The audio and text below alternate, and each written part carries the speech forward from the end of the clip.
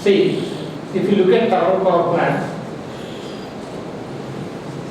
we have a boiler where coal is first crushed in pulverizers and the coal ore is fed into the boiler. There it is ignited and then from that fuel, whatever the heat we generate, that heat is generated to boil or to convert the steam from the water. That steam is fed into the steam turbine, where that steam expands in the turbine. That high pressure, high velocity or high temperature steam gives its energy to the steam turbine rotor. It goes to the condenser where the most of the energy is lost. So that gets converted into water. Then again that water gets heated up at various stages, taking some bleeds or extraction from turbine itself. Finally, it is fed into the boiler. So you are aware that the efficiency of the boiler can be increased by increasing the inlet temperature of the water which is fed into the boiler. So to increase the efficiency of the boiler, the water which is coming from the condenser is heated at different stages, taking some heat from turbine itself. So therefore we increase the efficiency of the boiler also. So this is the fundamental thing of any steam turbine thermal power plant. So this is the principle behind steam turbine, how it works. So you have a kettle, there is the water, you are continuously heating it. It's a closed vessel. So what happens, the water gets into steam, changes into steam, then the steam gets into this container. Say, finally the high pressure steam tries to escape to the atmosphere. So you have some nozzles to allow the steam to escape outside. So when it is coming out, there will be naturally some reaction. So automatically that makes this sphere to rotate in other direction. So this is the principle behind any steam turbine.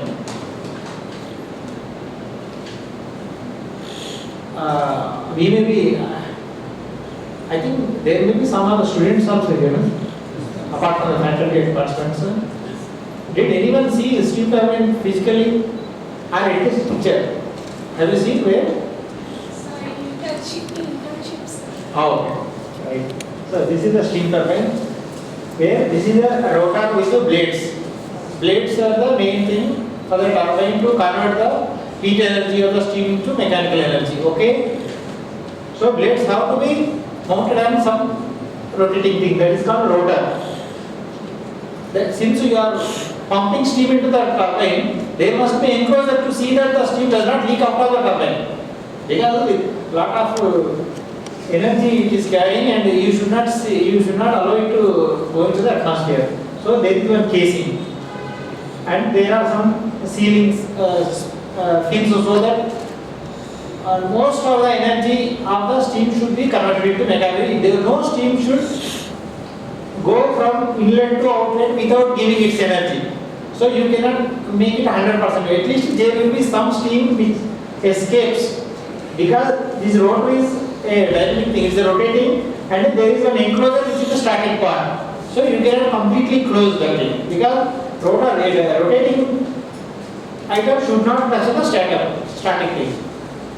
So then there should be some bearings for resting, and they should also allow the rotor to rotate without much friction. There should not be any problem. So here there is one bearing, there is another bearing, front general bearing, rear general bearing.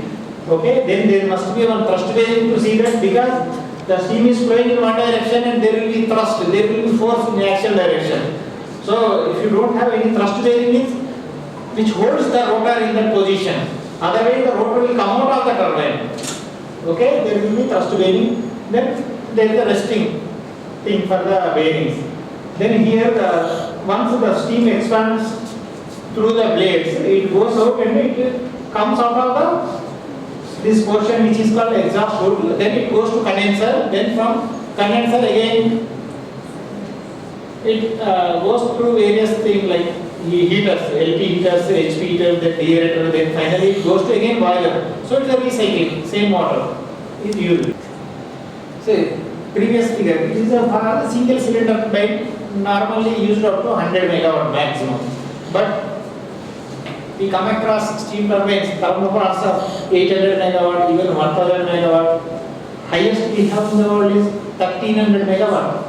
So for 1300 megawatt, you cannot have a single rotor with blades and number of stages and single casing, because here in a steam turbine, all mechanical engineering principles are important, right from materials. Your applied mechanics, your machine design, theory of machine, thermodynamics, heat transfer, everything is important. Here you have to see the rotor length, behavior of the rotor, whether you are going to have critical speed close to the operating speed, whether you are going to have unbalance in the rotor. It should be balanced. There should not be vibrations in the turbine during operation. There should not be high temperatures in the bearing, because the damping material gets melted. So right from design stage, you have to have all the fundamentals of mechanical engineering. So, just within one cylinder you cannot have. There must be multiple cylinders to generate a power more than 100 megawatt. So, this is one of such cases where you have one HP turbine, IP turbine, then two LP turbines here. It can generate 1000 megawatt, right from 700 megawatt to 1000 megawatt. So here HP means high pressure turbine. Once the steam coming from boiler, that will have the highest pressure and temperature. So the turbine are the parts which are through which this steam is flowing. They must be built to take care of those temperatures and pressure. They should withstand the temperature stresses. So the material selected, the design of those components should be taken care. So, if the temperature is high, it is not only they undergo stresses, thermal stresses, but the creep is also dominant for high temperature application. So, this HP turbine is a very crucial thing. Then once the steam flows from high pressure to low pressure, then it gives its energy. Then with low pressure and low temperature, it is supposed to enter into next cylinder. Okay, in these cases, what manufacturer design people do is, once it comes out of this first HP turbine, it is again sent to boiler, one of the portions where reheater is called. So that steam gets reheated. If it enters here at 600 degrees centigrade, then it may be going out at say 480 degrees centigrade or 470 degrees centigrade. But that 470 degrees steam is sent back to boiler. Like, it does not mix up with the main steam. There will be separate portion, separate zone in the boiler. There it gets heated to again 600 degrees centigrade.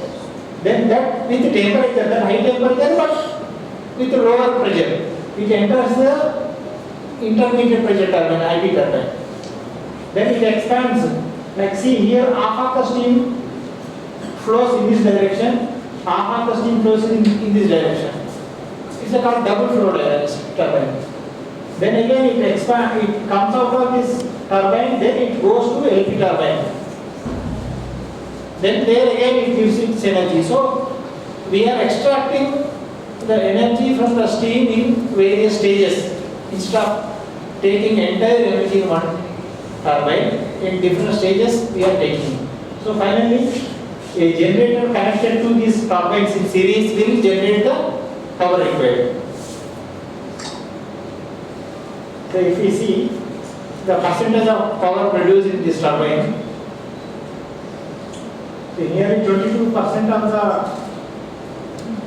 power is produced in high pressure turbine. Then in intermediate pressure it is about 45%. Okay. So there is one more IP here 11. Then in LP, there are 3 LP cylinders here, LP turbines. Okay. So each LP turbine produces about 11%. So finally this total is 100%. Then one single generator is used for producing this power.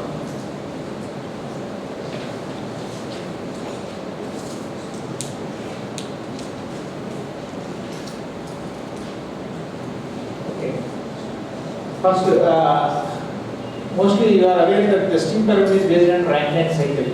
Let us go to the Rankine cycle. So this is the boiler where energy or heat input is given to the water. So there water is converted into steam. This is isothermal heating, then finally superheating takes place. Then at this point with high temperature and pressure, it enters into the turbine and there it loses its temperature and pressure. Means its enthalpy comes down. After this expansion, that means we have extracted some energy from the turbine, steam. Then from here, as I said, it is sent to, after expansion the HP turbine, it is sent to boiler once again for heating. So again this is sent to boiler, then it gets heated up to almost same as in certain cases it may be even more than this main steam temperature. So it is heated up here again, then again it expands in the remaining like IP turbine, LP turbine. See, once here it reaches, then it is again sent to condenser. In the condenser it loses its energy, then again it goes back to boiler. If you see this boiler chart here, see this curve is like dryness fraction is 1 here. That means there is no wetness in the steam here. Up to here the dryness fraction is 1, but see here it is last stage in the steam turbine. Here is this point where there is some wetness. We prefer steam not to have wetness, but it is not possible to have 100% dryness fraction is 1. Because if I want to have 1, because this should be shifted, it is possible if I have one more reheater here. Say after expansion here, if I send it to boiler once again, naturally expands this direction, so it is possible to get dryness fraction 1. Because the loading on the blades will be very less if the dryness fraction is 1. More the wetness, it is going to have wear and tear, then corrosion, then loading, then it will have an effect on the exhaust vacuum also. But the cost of reheater, like you must have one more zone in the boiler, then again pipeline from the turbine to the boiler, then again it has to come down, so it is not mechanical. That way most of the times we have only one reheater. So with some dryness fraction less than 1, it enters here. This is the basic cycle for the steam turbine.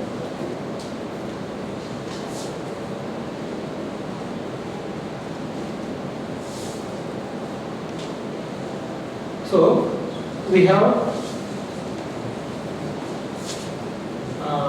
subcritical power plants, supercritical power plants, ultra supercritical, then advanced ultra supercritical. There are 4 types of things.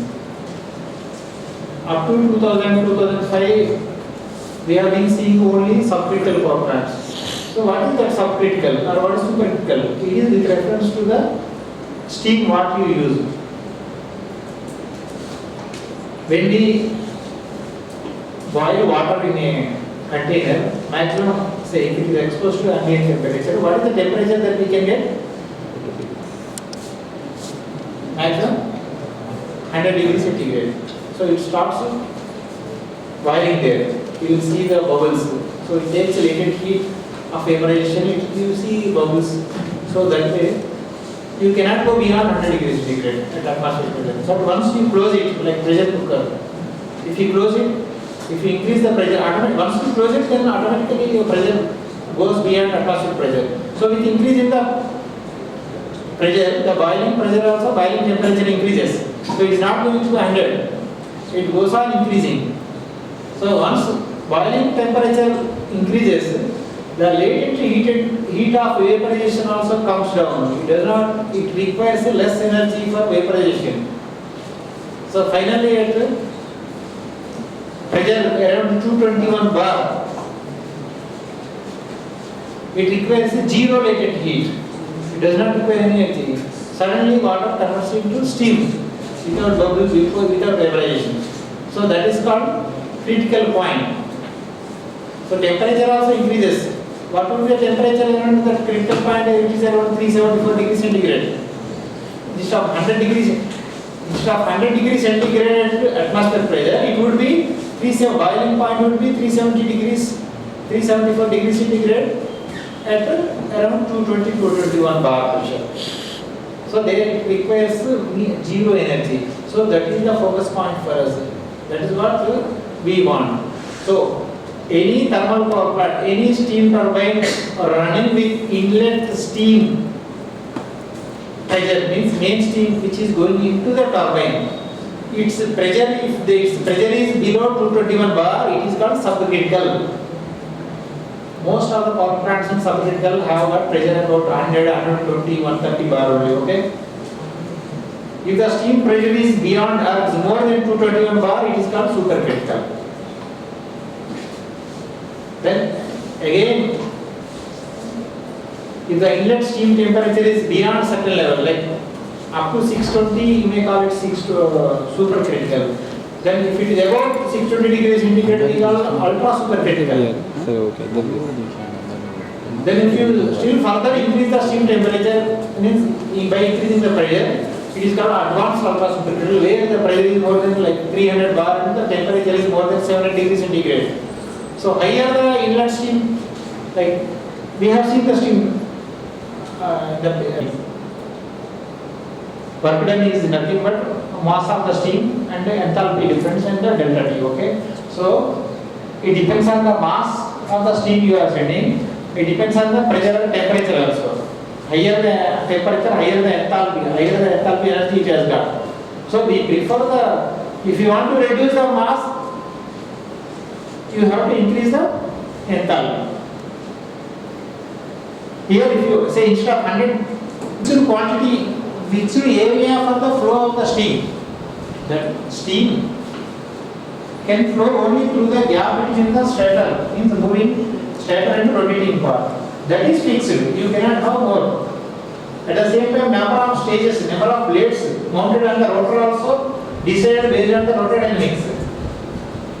Because it is supported by two bearings.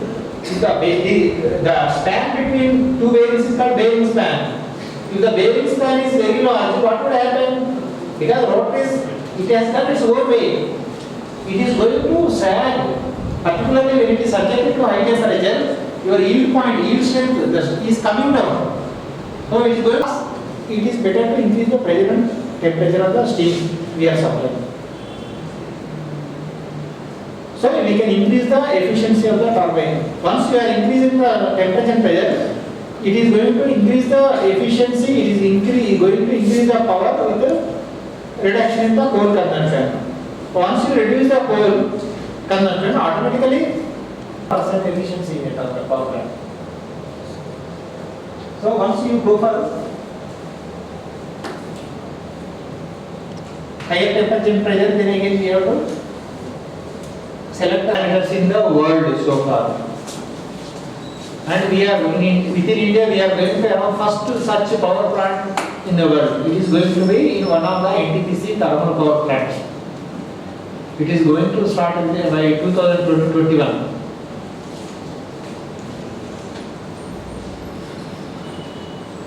So these are the efficiency level.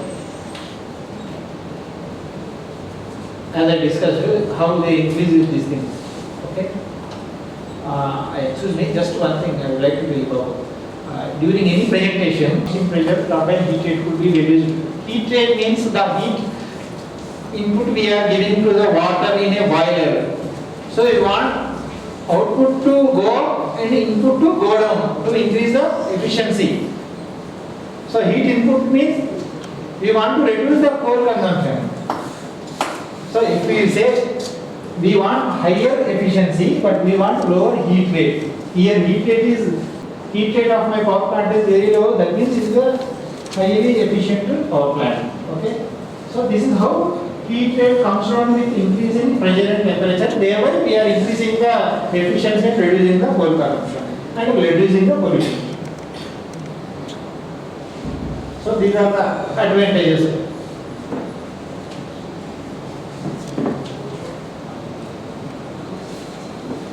See heat rates for different cycles. For subcritical power plant means 1944 kilocalories are required for generating 1 unit power, kilowatt hour power. It requires this much heat, whereas supercritical power plants require only 1813 kilocalories input. And if you go for advanced ultra supercritical, it is still coming down. There are only few sites, they are yet to come, hardly any. Few power plants are running with supercritical power plant. Just last year only they have been commissioned, okay? Then we are yet to go for advanced supercritical power plants in India. But without going for advanced supercritical, directly we are jumping for advanced ultra supercritical. Not ultra supercritical, sorry. We are going ahead. We are overcoming the USC, then we are going to manpower only. We are not depending on anybody, and we are proud that we are going to have, India is going to have first such advanced ultra supercritical power plant in the whole world. Many people have started. Americans, Europeans, China, Denmark, they have been doing research, they have been developing, but nobody dared to have their power plant because they are reduced CO2 emissions. See, in subcritical, if you reduce 900, if it is 900, in advanced supercritical it is going to be only 740 units. And see, this is the definition 20 by 2020. It's a fact and we have signed. That means 20% reduction in greenhouse gas emissions. So without improving the efficiency, without reducing the emissions from power plants, can we achieve this goal in the country? These are the major culprits, major sources of pollution in the country. Thermal power plants only. We don't have, like you don't see any pollution from the hydraulic or nuclear power plants or solar. So 20% has to be reduced. So you can achieve only by going for advanced ultra supercritical power plants. Then 20% increase in the overall plant efficiency. Yes, from if it is nearly 38% in case of subcritical, it is going to be more than 50% for advanced ultra supercritical power plants. Then 20% power generation by renewable energy sources. So instead of depending on only thermal power plants or conventional these fuels, let us generate power through solar, wind, and other geothermal power plants also. But there has been major thrust on the solar power plants now. But it cannot be continuous. Solar power plants means you can generate power only during daytime. In the night you cannot have anything. And that you must have again storage devices, storage batteries for producing power in the morning and store in the night to utilize in the daytime. Can I know what is the time I have still? So to be concerned for designing the boiler or generator or steam turbine, once you go for higher parameters, instead of going for say 520 degrees centigrade temperature, now here we are going for 720 degrees centigrade temperature. Highest temperature that DHL has designed so far is 565 degrees centigrade only.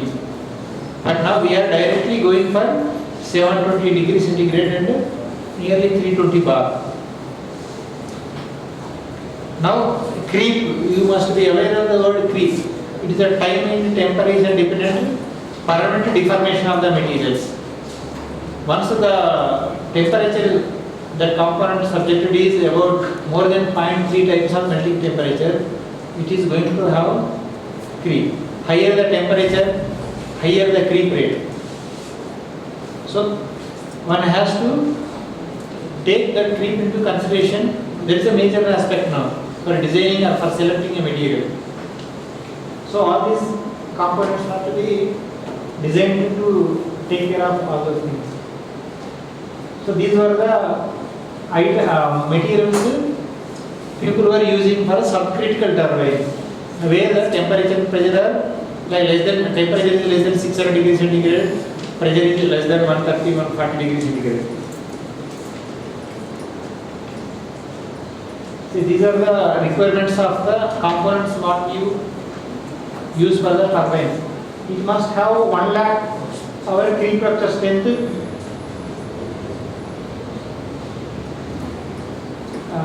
It should have 100 MPa at 700 degrees centigrade or 600 degrees wherever you use that material. That means if you apply 100 continuously, it's constant. The applied stress is 1000 MPa even after 1 lakh hours of operation at the temperature. Like say if it is used at 700 degrees centigrade, it should not rupture. That is the definition of creep rupture strength. It should not rupture, it should not fail within 1 lakh hours of operation when it is subjected to 100 MPa and the temperature.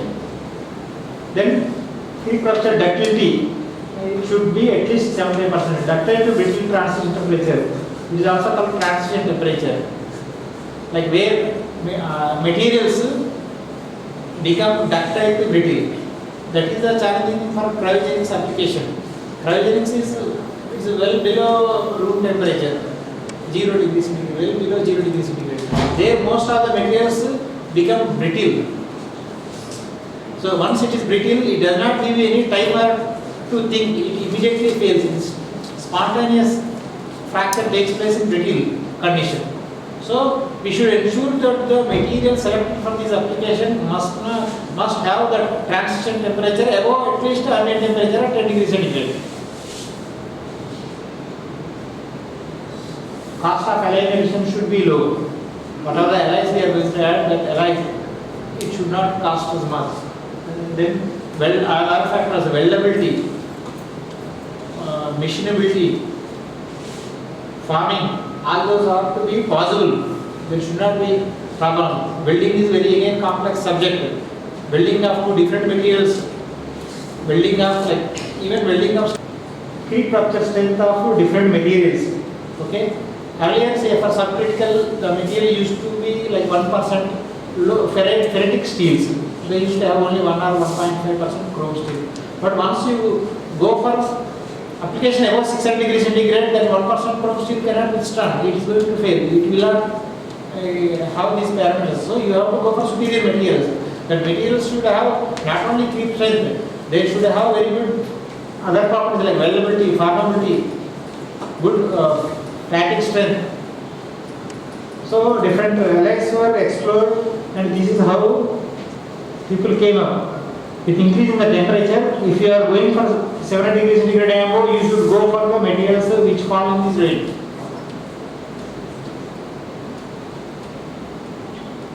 So these are the different materials applicable for different components of the thermal power plant for advanced supercritical parameters. Means temperature above. So again, materials at different temperatures and some steels.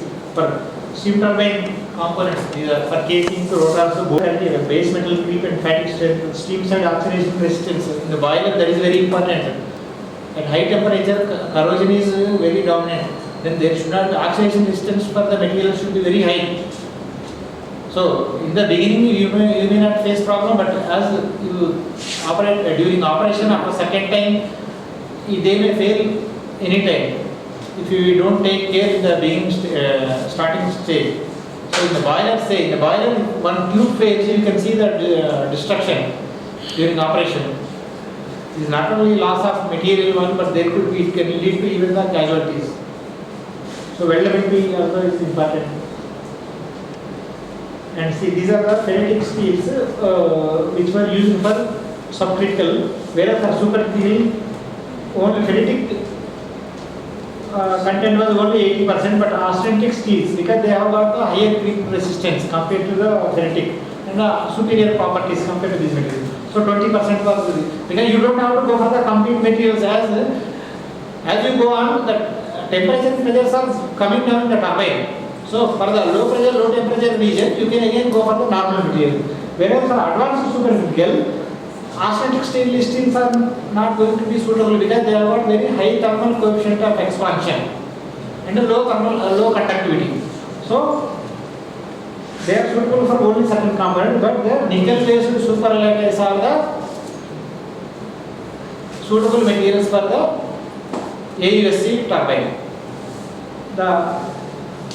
Their content is about 16%. Yes, we can go for a complete nickel base, but it is not economical because the cost of the nickel base is nearly 15 to 16% of the ferritic steels. So that's why we have to reduce as much as possible the use of these nickel based superalloys. So for casings, that casing whatever is on the rotor, it is basically a cast one. So it must have these properties when you choose the material. then the rotor forging must have these properties.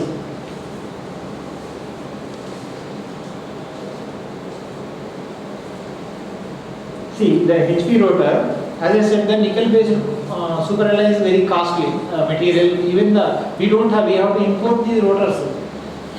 Our Midani has been trying to develop, but still we are at nascent stage. Okay, so here only half of the portion is made of nickel-based super alloy, whereas remaining portion could be 10% chrome steel to reduce the cost. Then these two components have to be welded. These are two different materials having different properties like thermal coefficient of expansion or thermal melting point or expansion or elongation or conductivity. They are different. So welding is also very critical. Then post heat treatment is also complex for such welding of dissimilar metals. Then rotor is also, normally we use single monometallic rotor, but here in advanced case we have to go for bimetallic rotor. That means here where the rotor where high temperature, high pressure steam is flowing, it should be nickel-based super alloy. Then the rest where the temperature and pressure are low, it can be ferritic alloy, means 10% chrome steel only. So these two rotors have to be welded. So a lot of research is going on. We have been experimenting the microstructure studies, hardness, creep strength. Then once you go for weld, that weld zone, heat affected zone, non-heat affected zone, all these have to be considered. Then post treatment. So still a lot of research is going on at BHL. Then IGCR, Indira Gandhi Center for Atomics Research, is one of the organizations in this mission for AUSC. Okay, 3 organizations. See, Indian government started this mission to reduce the pollution. So take up this point, 2 years back, sanctioning some about 238 billion, nearly 1,500 crores. Total major NTPC, BHL and IGCR. These 3 are the major partners for developing this turbine. IGCR has got a lot of materials research facilities apart from BHL. So BHL and ICCR have been exploring this welding, microstructural thing and all these mechanical properties. Okay. Then blading also is very important for this. Then of course piping tubing, because piping they are carrying the steam with high temperature and pressure. So proper material and their properties have to be selected.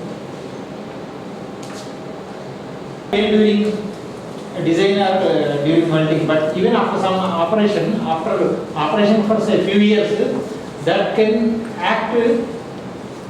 become a nodal point for crack initiation. So that is why purity is very essential for the materials. Then melting and remelting process should be possible. Then homogeneity, grain size also is very important. They are still going on, okay? But they did not set up any power plant. Then US also started similar program. Japanese, so everybody started. The only thing is they started in 2000, before 2010, but we started after 2010. It started after 2012 and 13, but we are going to have a first plant in the country. So these are the gains from this thing, okay? Okay. If you have any doubts, you can ask. Full operation and the remote monitoring and diagnosis. Like from here itself, you should be able to monitor the operation, process of the power plant, and you should give caution to the customer, saying that it is going wrong. This is going to have only this much time. This is going wrong. You reduce or you take this going up. You can just give him a warning. If vibrations are going up, you just check rather than waiting and coming across the failure of the power plant. Once you come across failure, then it is going to have a lot of downtime for the power plant as well as losses. But before flexible operation, now we are going gradually for increasing the power through solar power plant. So you have highest power production through solar only during daytime. Then night is not going to have. So then thermal power plants, because during peak time when you are producing thermal power plant through solar, then you have to reduce the power production from the thermal power plants, because here if the consumption is gap is not much, if the consumption is going to be less than the supply, then you have to stop some power plants or you have to reduce. Instead of producing 500 megawatt, you may have to run at only 200 megawatt, 300 megawatt. So there will be such fluctuations in the load also. There will be start shutdowns. So all these have to be taken care. Normally power plants have to be run at 100%. It's going to have some problems in the LP blades. But here now challenge is to run them even at 40% load only. At some time, because your peak load is say if it is 2 gigawatt, then off peak sometimes we are requiring just half 50% of that load only. Then most of the power plants have to be shut down or they have to be run at a partial load only.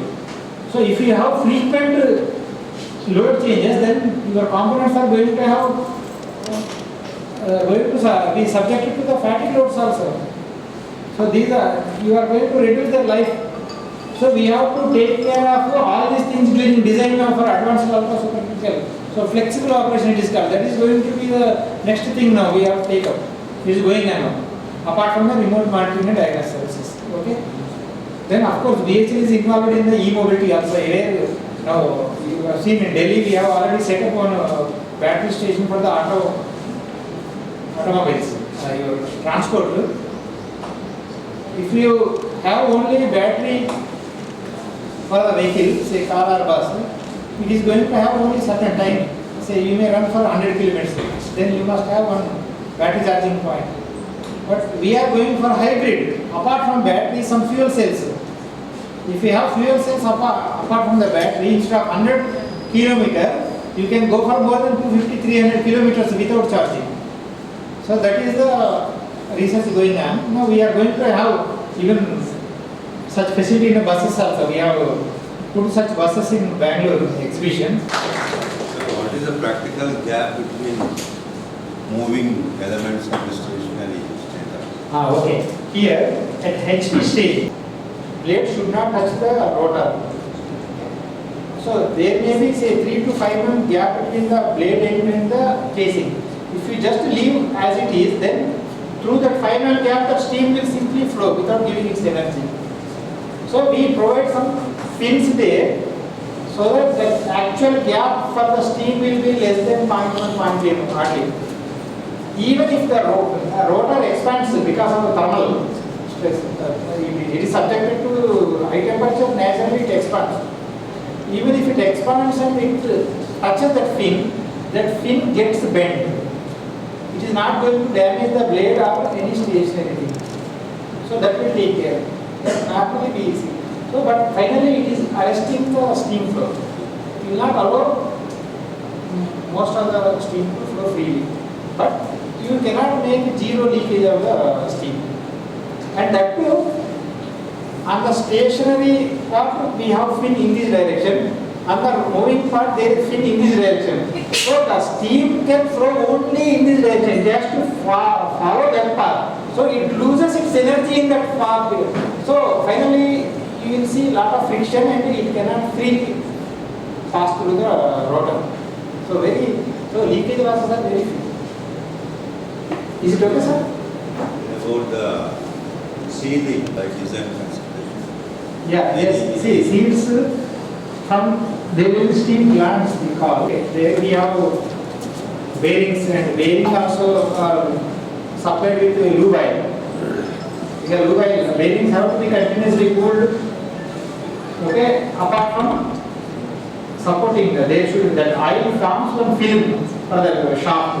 So that shaft rests on the film during operation.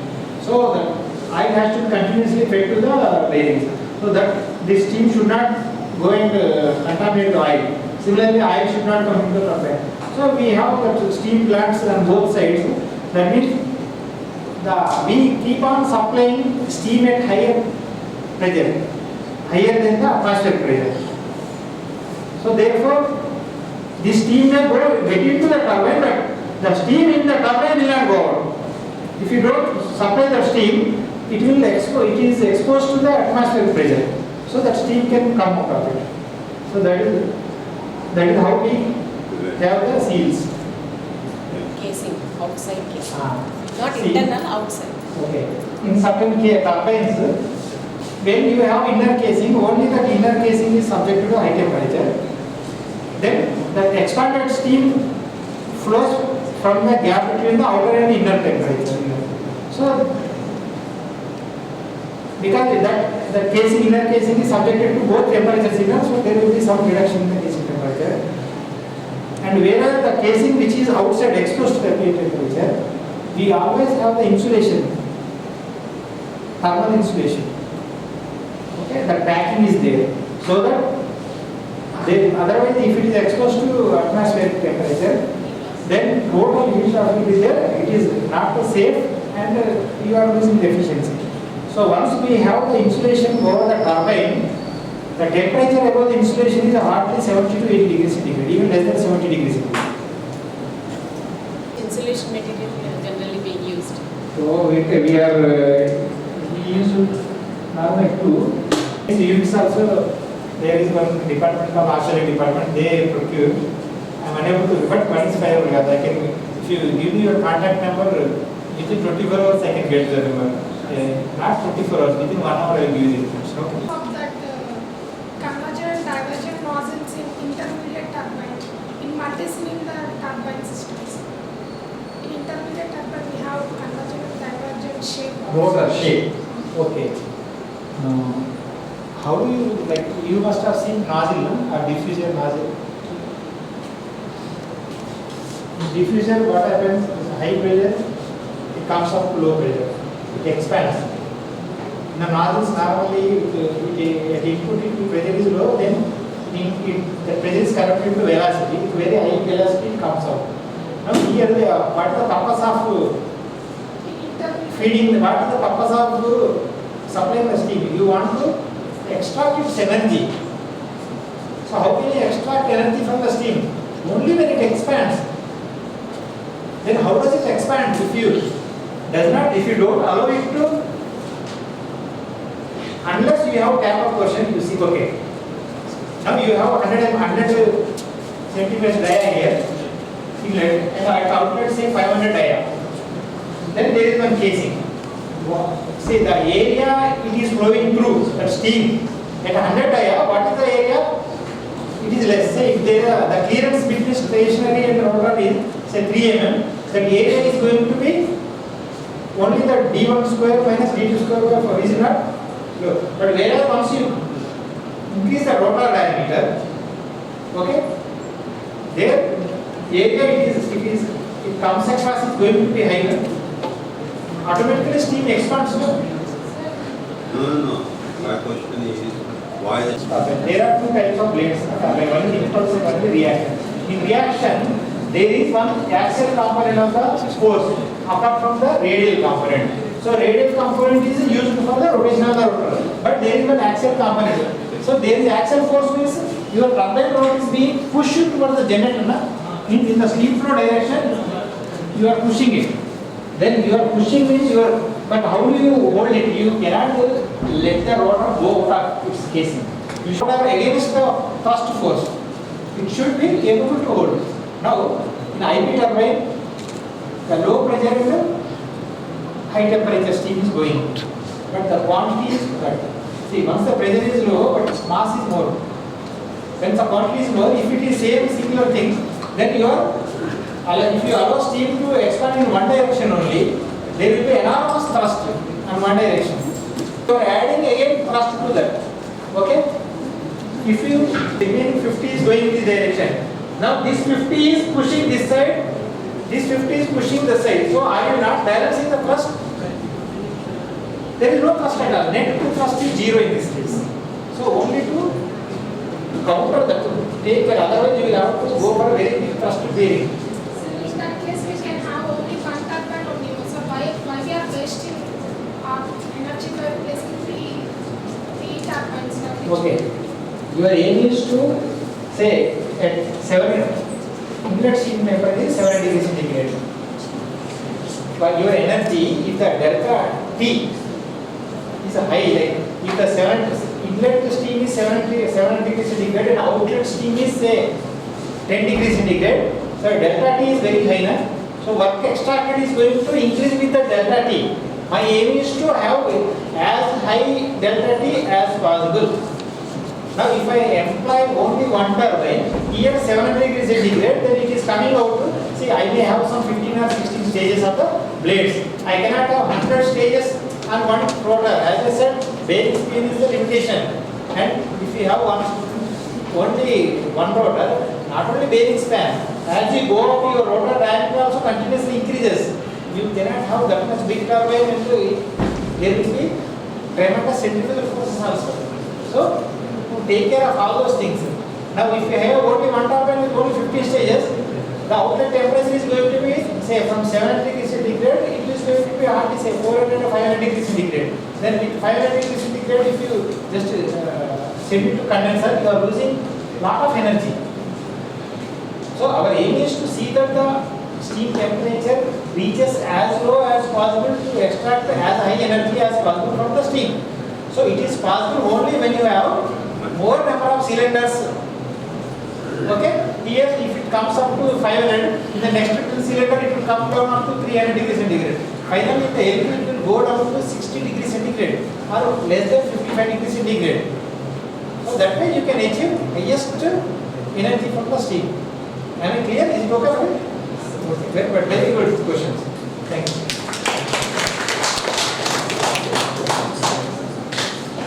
Sir, thank you sir for such an interesting lecture, and I hope after lunch making the audience to wait and listen to and also asking questions is a very difficult task for any speaker. I would like to congratulate on this aspect, making all the people want to speak. Right, thank you very much sir. Already accepting our invitation to be the first invited talk here in the department and for Icete. Professor A. Krishna sir, Senior Professor, and also our former retired Head of the Department, Professor Nayak.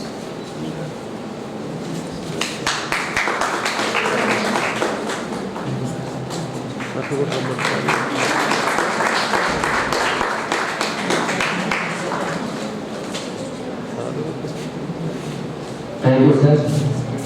Thank you very much. I would like to thank the university and organization committee for inviting me and giving me an opportunity to deliver a lecture here. Thanks a lot.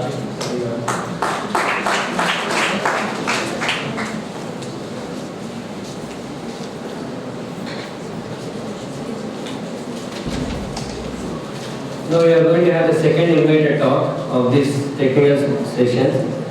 Now we have with us Dr. Narsima S. Malariya. Sir, please come on the desk, please. He is also alumni of this department, and today's session started with two alumni. One is Sir from Ravitagar from VHLRD. Now we are going to hear from Sri Narsima Siddhanta Malariya. Sir has done his B Mechanical from Usman in 1965. MTech in Machine Design from IIT Madras in 1969, PhD in Mechanisms from Oklahoma State University in 1979, and he worked in IIT Madras 65 to 73 and GAD Rajahmundry, JNT Kakinada, KLU, and he has also worked in universities like PVM, University of Texas, Tuskegee University, University of South Alabama, and Penn State University in USA. And he is also part of the ISRO team and NSF and NASA research team. And he got Republic Day Import Substitution Award in 1974, Procter and Gamble Mechanism Paper Award in 1982, Tuskegee University Teaching Excellence Award in 1992. He had many more to his credits, lot of publications, because already we are running behind the schedule. I invite sir to start his lectures, please. Finished much earlier. How do I operate this? How do just this one? Okay. Please go through this. This one. How do I change it?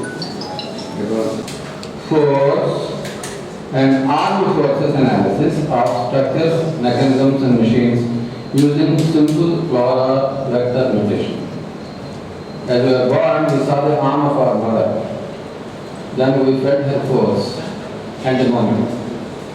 I was trying to explain my plans for the future education of India. Everybody should get A. Look at this simple polar equation. A at 30, B at 120, they are polar angles, and the other two are non-angles.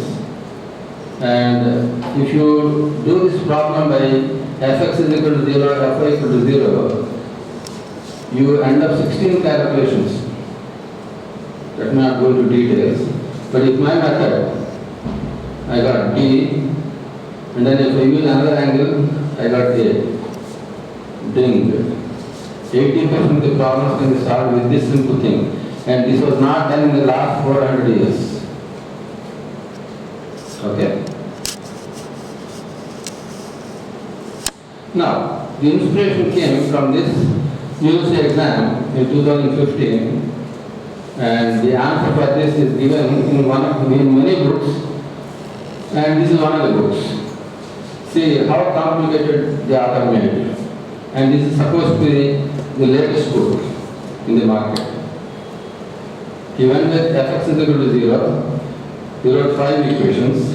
Start with the equation with 2 variables, 3 variables, 4 variables, means 4 7 equations. And another equations. And he got alpha at the end. Lots of substitutions. Takes a lot of time. In printing it is great, but in active version it is very difficult. Then my search started. Can I make it simple? Yes. Let's go. Compare the above solution with other solutions in example 18. One equation, one unknown. Then I went to sim 4. One equation, another unknown. Then sim 3. R1 and R2. Sim 1 and 2. All these 6 are done. It is that simple. And no problem is more difficult than this. This is difficult because we have to change the trend that we are looking. In fact, I dare to say, after Timoshenko, the people who introduced the vectors, especially the Icete vectors in plane, have really complicated introducing cross products and all those things. I got this idea in IIT Madras. I suffered when you wrote to the doors. But nobody planned how to make engineering simple. I took up on starting with engineering mechanics. Let's go. Everybody is fond of anti-actually. That means you pick up what to leave left. In Telugu literature it is called Muktapadapasam. I wrote a song. Chitti chima chitta keva, Ramachara Kramamidi Kuru Keva. That means you pass 3, and then from 3 you go to 4, from 4 you go to 5. That is whatever you have learned, you have to bring it to the next. And that's the philosophy of this. And simple triangle will solve all the problems. Theory by Maxwell. Then Timoshenko, engineering mechanics, the name of the inventor. 20th century belongs to us, India. Because we have created essential engineering mechanics. Essential. That means 80% of the education you are learning in engineering mechanics is useless. I dare to say that. I will do it right now. With simplified integrated methods of solution. Sims. You use 2 sims in your today's one, and I use 3 more and I solve all the engineering problems. Sim 1, let's not go into the details. And there are 3 groups of problems. You are teaching concurrent, non-concurrent, this and that. Throw away all that. There are only 2 unknowns, there are 3 unknowns. 2 unknowns, multi-force problems. 3 unknowns, 2 forces. 3 unknowns, more forces. 3 groups, 4, 2, and 10 types. But in industry, they will find you. Let's go to the basic. Look at a line as a polar line. A line with an angle. 70 at 1 and 250 100. Then let us use poles.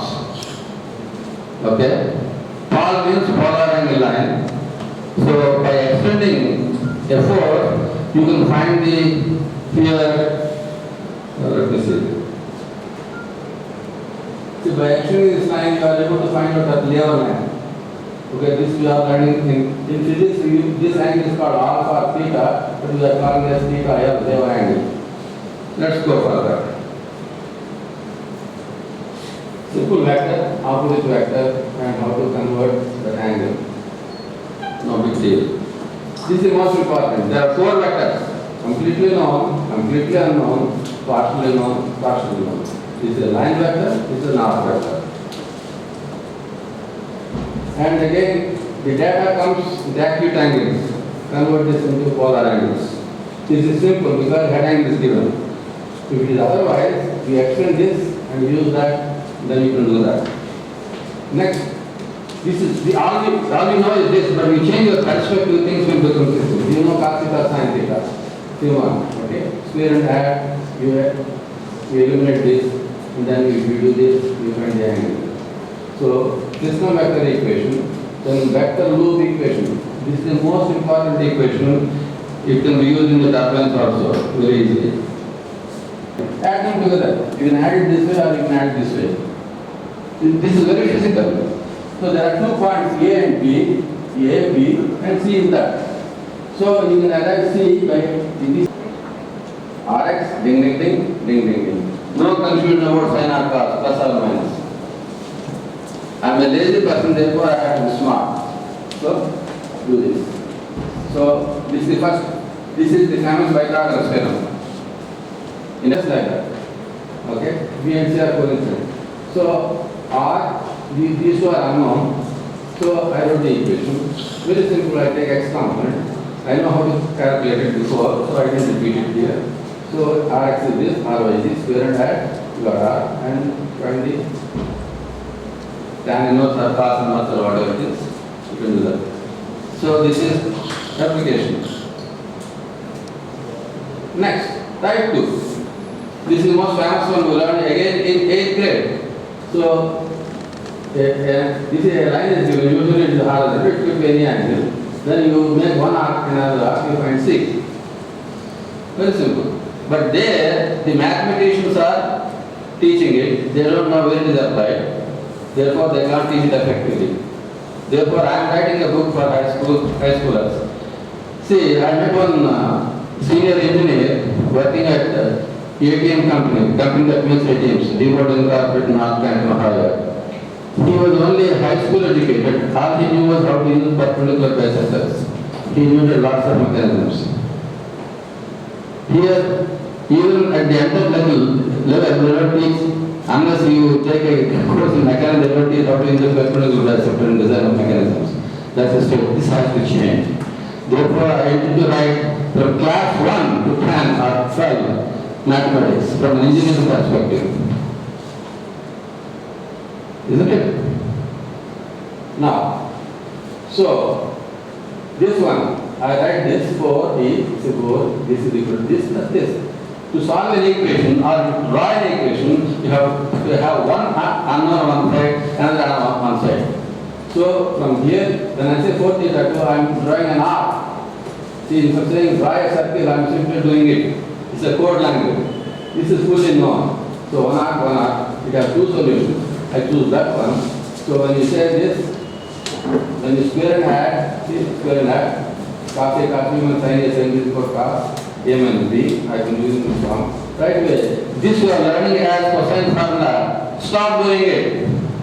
Use vectors. Derive it right there. You don't have to memorize everything. So from here you can see that. In fact, you should see uncaptured equation. A plus B whole square is equal to 100% log. A square plus B square plus 2AB. Add cos theta minus 20. It becomes engineering.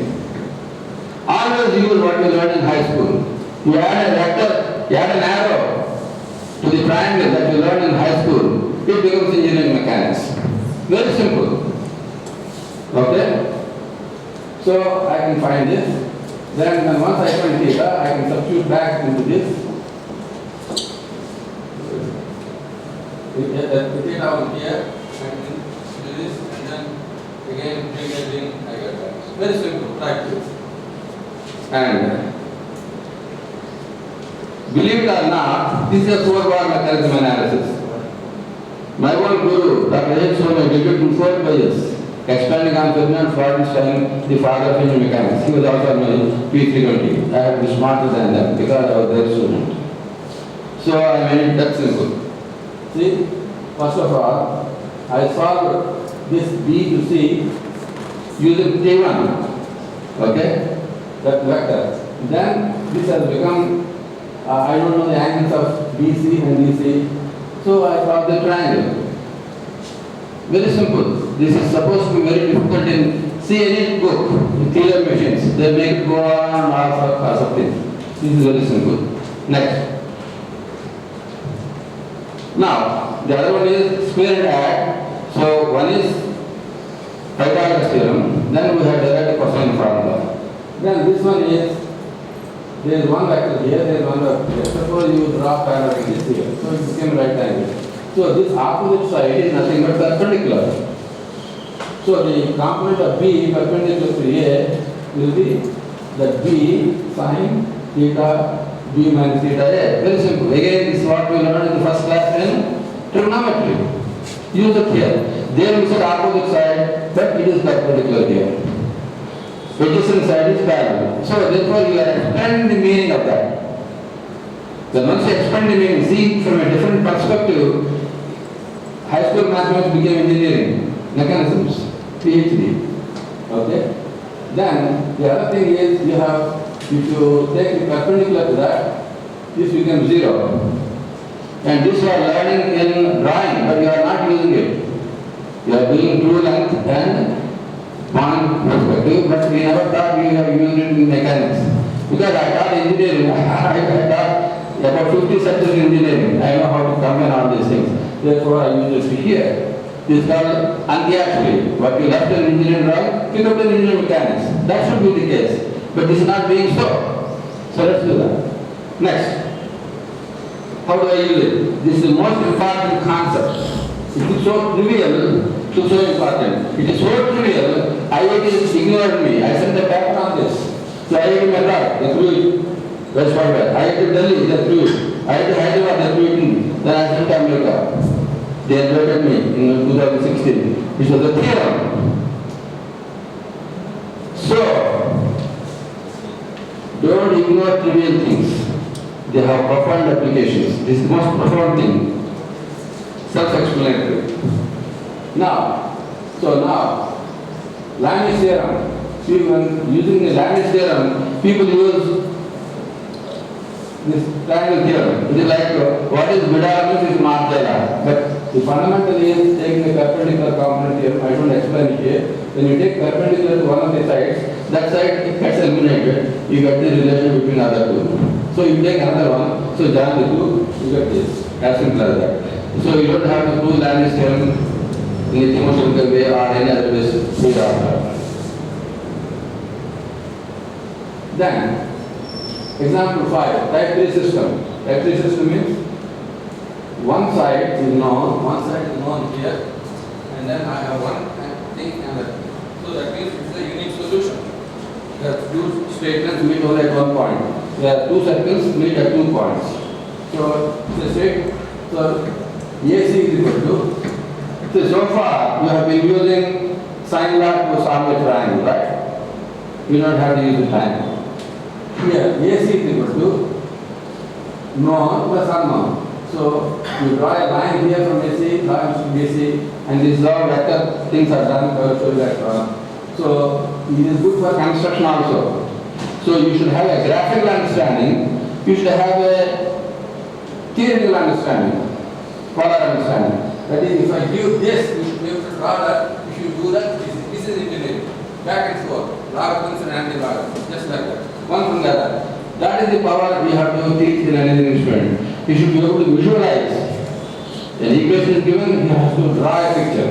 A picture is given, you have to draw a equation.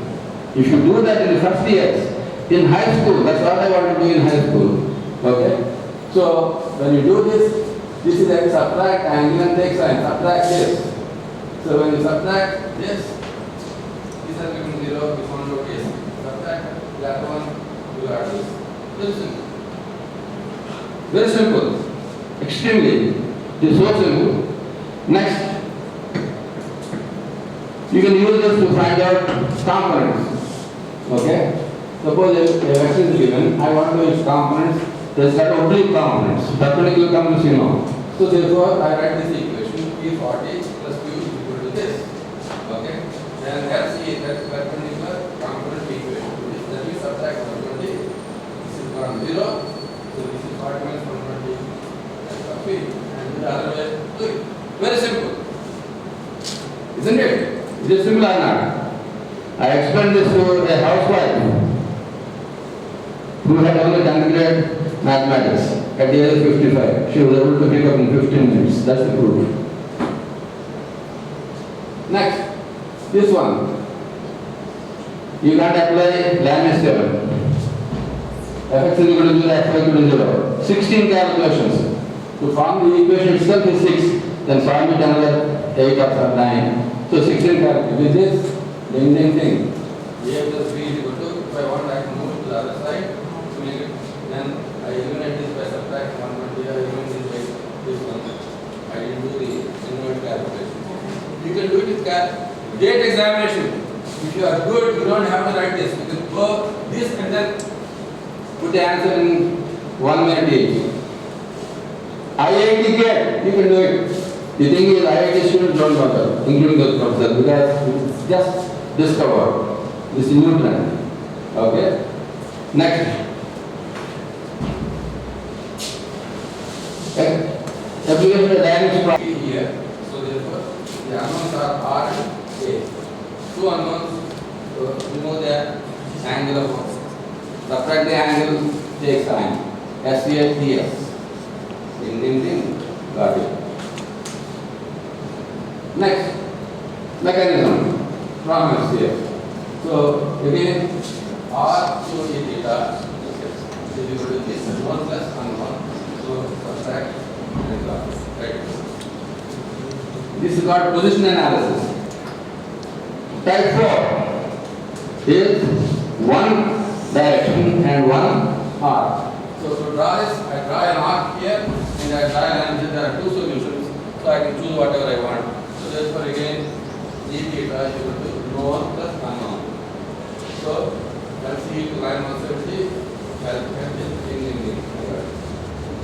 And I have two solutions. So from this diagram, I can choose this or this. Sin is, then has two solutions, this or this. So I can see I want to choose this large one. So I can very simple. All 8th grade triangle using vector equation, you can do that. Okay? This E1, and on this I have BD is equal to chain rule, BD is BJ plus AD. Sx is equal to this, that's why. So I found in this one. Then it became a triangle. The whole word can be divided into triangles, including space structures. See, think in terms of triangle. Okay? So, now second one BC is equal to BD plus DC. So, always keep one out, unknown inside and known plus unknown. This is good for graphical construction as well as analytical thing. So, ding. I got this. Magnitude change. I showed you two arrows. This is due to rotation. And this is again 8th grade. What is the velocity of a point which is in a circle? 8th grade mathematics. So I put an arrow. So velocity is 90% away from this. So therefore, many people are using ER and theta. Forget about it. E theta and theta plus 90. The moment you change your perspective, things become easy. So R theta. This is due to magnitude change. This is due to rotation change. And then R2 theta. Again, so this I took this one. See, I took that one here, R1. So it has R2 theta and then this one. R dash into omega. Then I take the other one. So I differentiated this. Okay, magnitude change, and then it rotates and put them together. So you can see it visually, you can do it this. Both ways. Ding, done. Now, let's take the most difficult one. Okay, let's do this quick rate motion. R, this one, and omega, and then velocity equation. R dash and then R over omega, because it has both the component. This is the radial component, this is the transverse component due to rotation. Then you have this one, only due to rotation. Now, so for drawing, I cannot put two unknowns at one place. So for drawing, I move this to the other side. So I have this, I have known this, I have known this. So drawing is simply drawing this line and this line. Again, a simple triangle. Solved it. Very simple. So you can analytically do all this blah blah blah. And these two are meeting here, these two are meeting here. Ding ding ding, ding ding ding. Very simple. I am going very fast, but those who want this, I will send it to you. Anybody, you can write your email to me, I will tell your identity department, then the whole world says I don't care, because it's being published by ACE, no corporates on this. Okay, next, acceleration. Again, this and this. Okay, and this. Okay, you got. Now take all the stars, the velocity of this is 0. See that? The velocity of the AD is equal to 0. The AD plus DC is equal to AD plus DC. The velocity of DC is velocity of AD is 0. So I have the velocity of DC and velocity of this. So known, unknown, you calculate the angles in this D and this D. You get again, they meet here. So repeat the same thing. The same concept repeat over and over again. You see the similarity. You see the same bricks in different ways. Okay? But in the traditional one, you don't see it this way. You look any book, because I went through that. Okay? And the thing is, I started Icete method, all super quick. I went to teach a black school. Exactly opposite experience. It is their challenge, Dr. Maharaji, can you make it simple? You brag yourself to make it simple. I have to do it. I did it. Sankalpa, I want to make it simple. Keep on doing it. The God will reveal you. And he revealed it like this way. Like he revealed to Noah, like he revealed to Lamb. Why can't you be? You can be the incarnation. Sankalpa should be there. This is no, this is no, this is no. So I take all the nodes to one side and create a vector, known vector. One is known. The right triangle, they are meeting, they are meeting. So if you teach this way, you do it here in a slightly different way. Because you can't see the same song again. So do that. Okay. Now, again, same thing. Again, I don't go into details. Again, there is a right triangle. Oh no, this is quite this is quite different here. Okay, because it's better mechanism. This angle is different from this angle. Okay. So, but anyway, they are perpendicular to theta to and parallel to 50 here. So you solve it. You get it. Again, one more.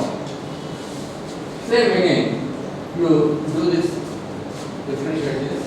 Then you are, whenever you differentiate, you get 2 becomes 3. The concept being repeated again and again. So this is good. This is normal. And see, this is theta 4. Okay, and then one is perpendicular to theta 50, and the other one is alpha. Okay, this one and this is parallel. Okay, so now, so far we have used 2 unknowns. One is T1, another is T2, 2 arcs. T3 is 2 lines. T4 is 1 line and 1 arc. Only these are the 4 problems with 2 unknowns. Nothing else. No matter how many forces are there. Okay. Now let us go to T5. This is group. This is group. In group there are 2 types of problems. One is 3 forces with a pin.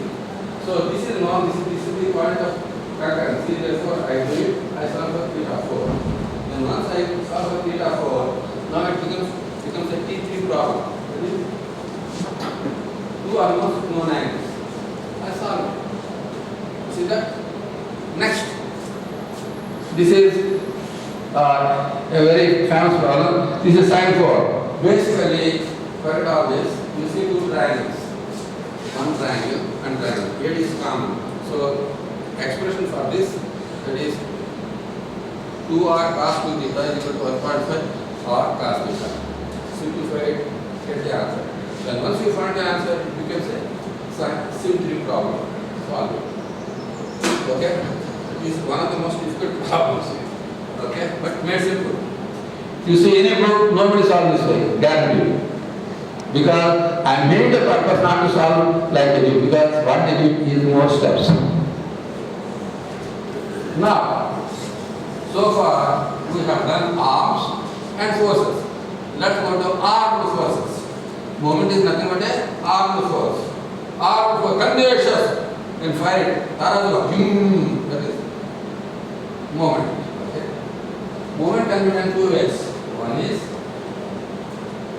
lever flanked into force or force into lever force. One of them. So this is lever and that is lever force. If you use R, use FL. If you use F, use R. Or you can do it with the two levers. That is break it into two Fx and Fy. This is one lever.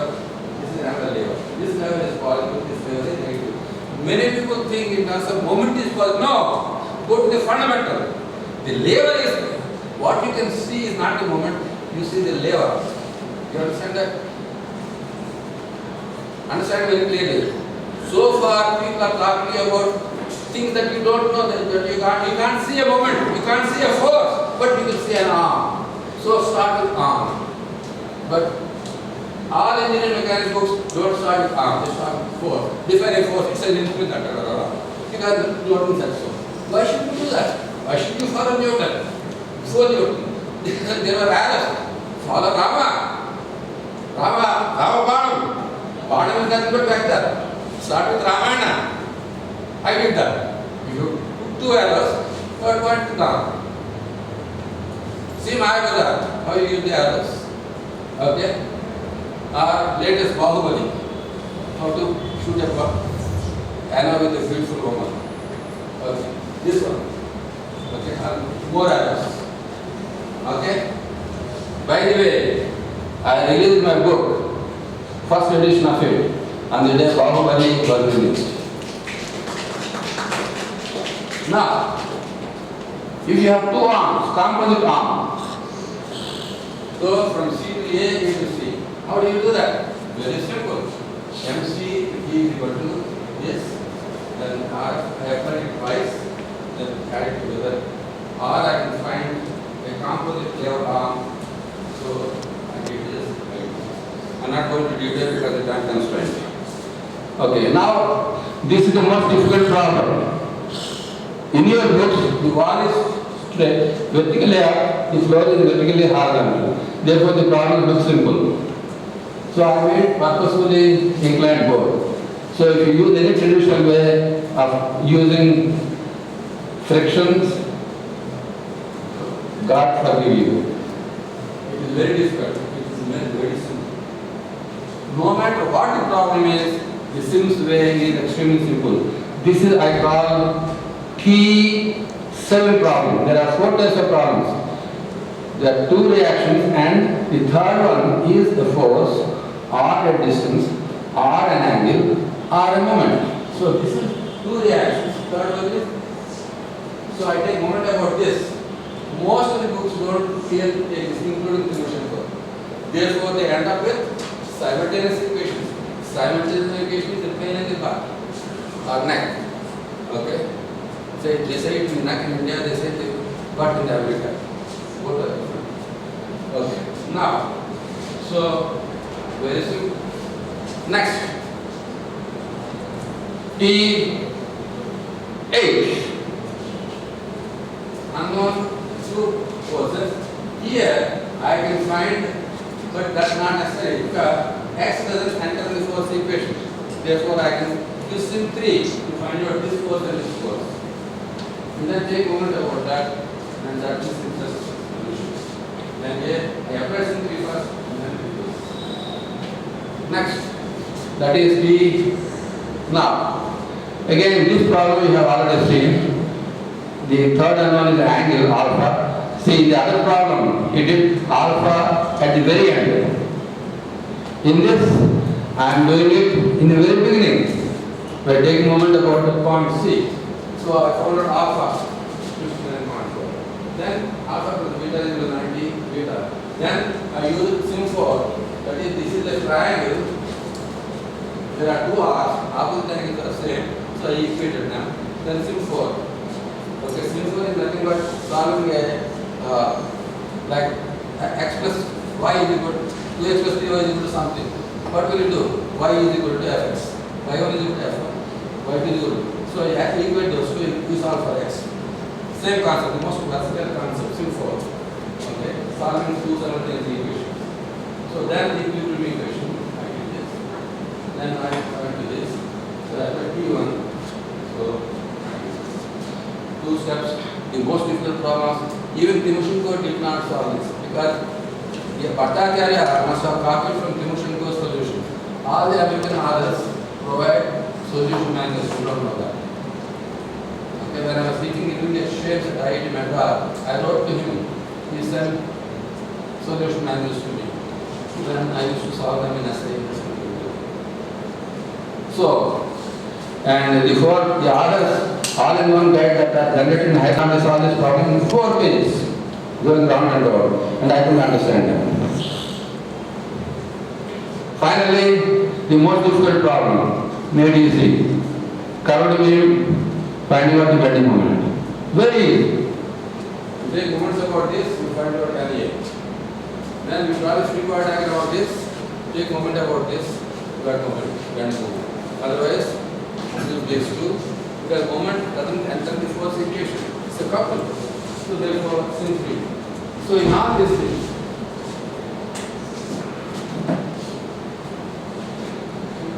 I think this I already did. Okay, now let us take this. Okay, this could be pop up very nicely. Can you solve a cross problem with only one diagram? Yes. Usually for each joint you write a different one. And fx is equal to 0, fy equal to 0 and all that. And you say got that one of them is horizontal. Just using this thing, applying sim, you don't have to take the photo man. I will send it to you in the email. Okay? That's will be much better. Concentrate. Okay?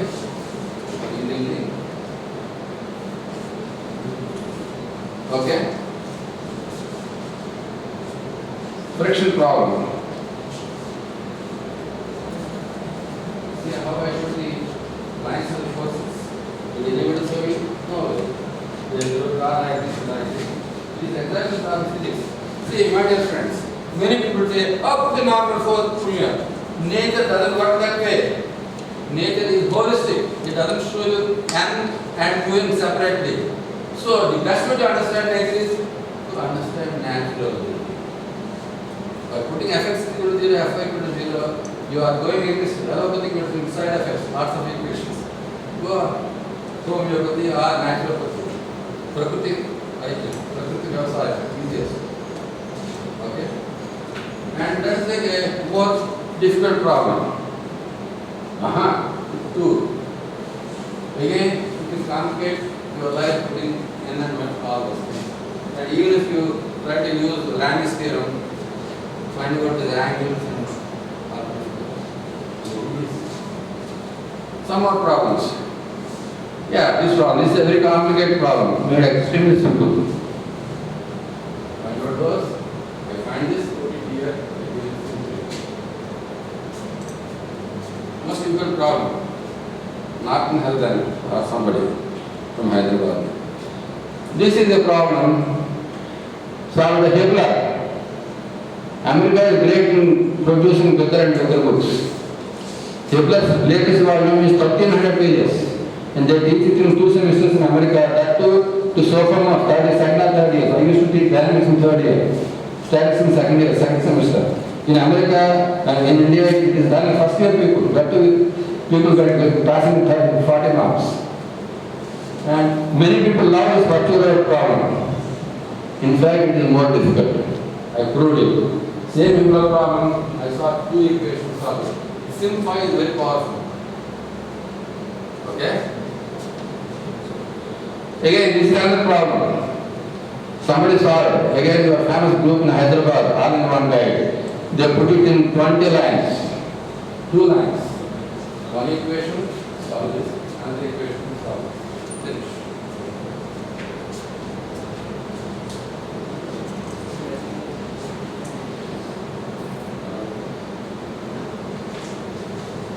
That's it, on time.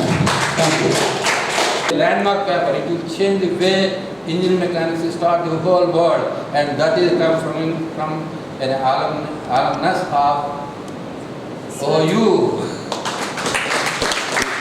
You take your seat. You can take rest. And? You can take rest. Okay. Okay. You can answer questions. Okay.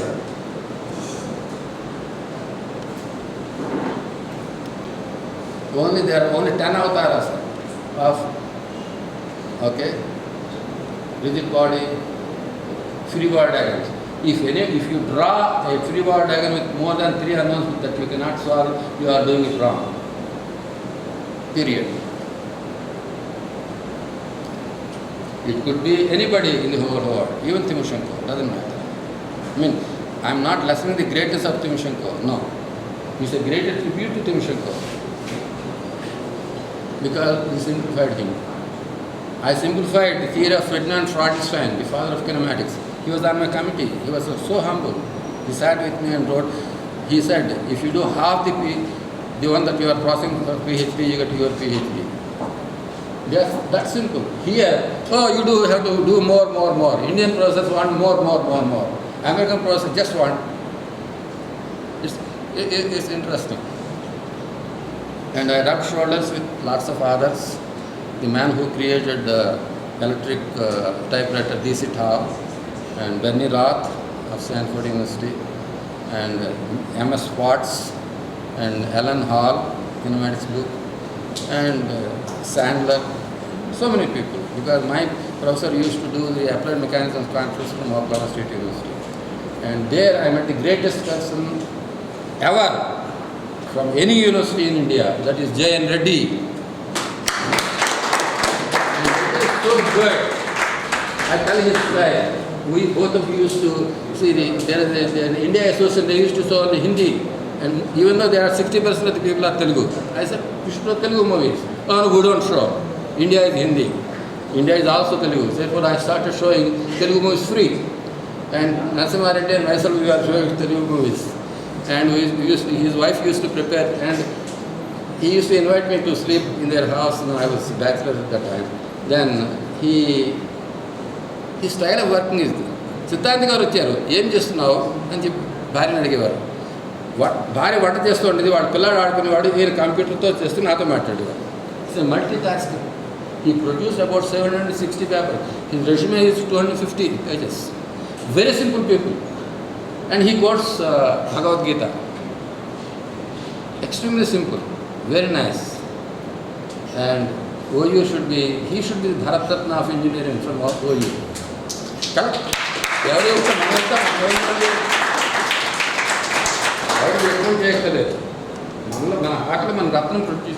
And there are several OU people from this. Thank you very much.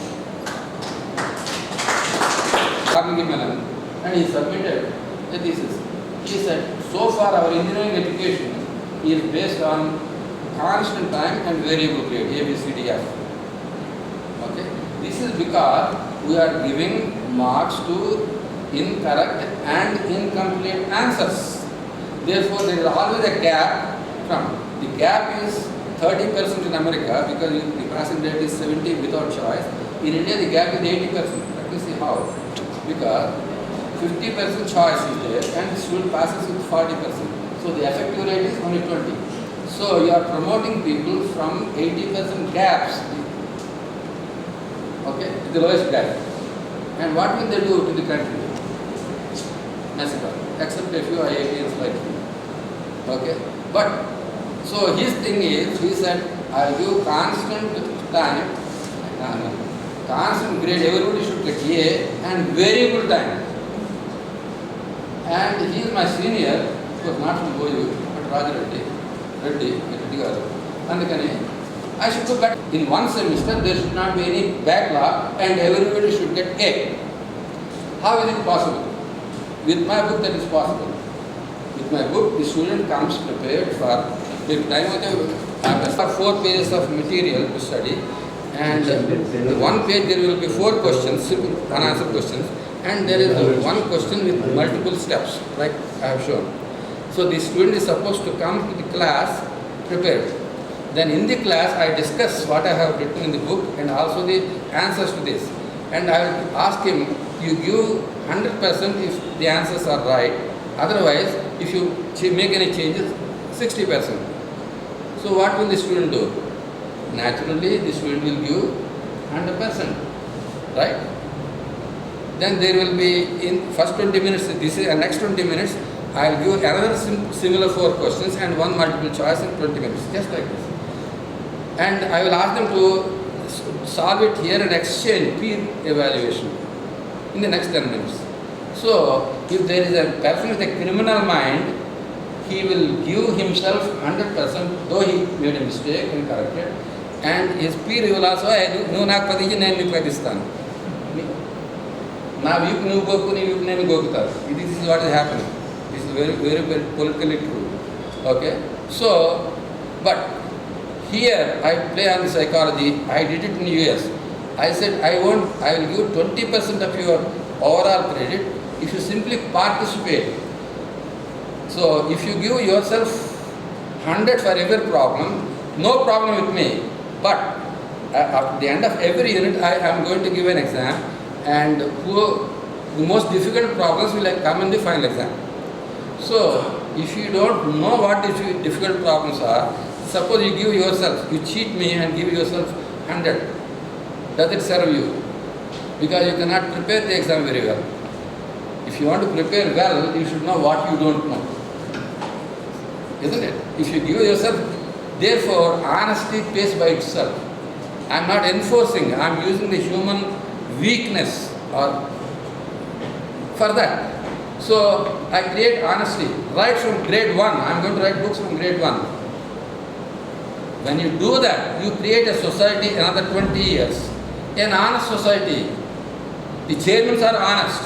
The professors are honest. Usually professors are honest. I can't say about the chairman. Okay, to get an A grade. I can't say about the students. The only people who are honest, but they could not practice honesty, is because of bad grading system. Yeah, this is happening.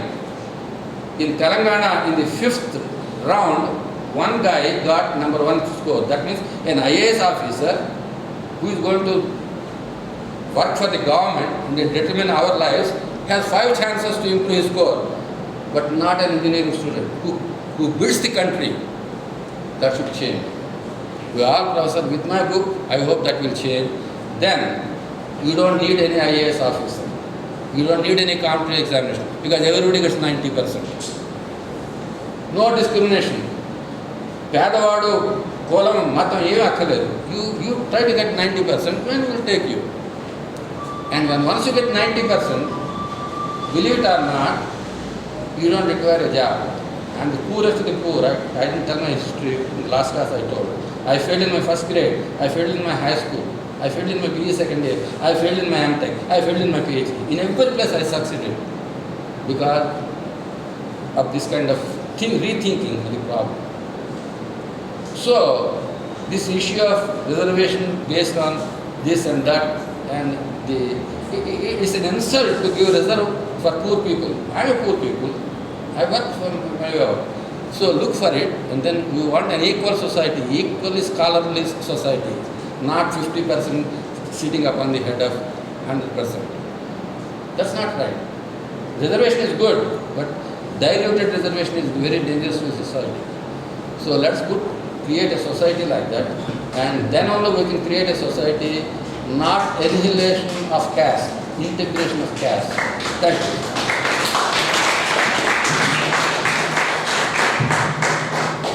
So thank you for enlightening lecture on mechanisms and basic engineering mechanics. And we really appreciate at this age your concern for academics and conferences. You came all the way from Rajahmundry. I think the staff was concerned that you were calling me at what time, and without our any involvement, he reserved himself and he came all the way to Rajahmundry. That is very great, sir. So we thank you very much for the interest shown to participate in this first international conference Icete 2019 by our alumni. On behalf of the committee, I would like to request Professor Chandrasekhar sir and Professor Maheshwara sir to please felicitate the invited speakers. Please. I changed the question that was going to